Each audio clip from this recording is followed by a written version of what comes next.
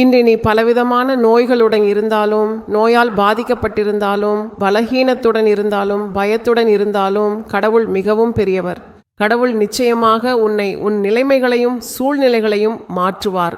கடவுளின் கை எப்போதும் தன் பிள்ளைகளுக்கு உதவாமல் குறுகியது அல்ல என்று சொல்கிறார். அது குறுகியது இல்லை. அவரது கை உன்னை அடைய முடியாத அளவுக்கு குறுகியது அல்ல. உன்னை அடையவும் உனக்கு உதவவும் கடவுளின் கை எப்போதும் குறுகியது அல்ல.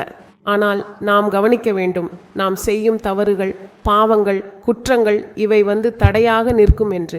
எசாயா 59:1-2 வசனங்களில் நீங்கள் பார்த்தால் கடவுளின் கை எப்போதும் குறுகியது அல்ல.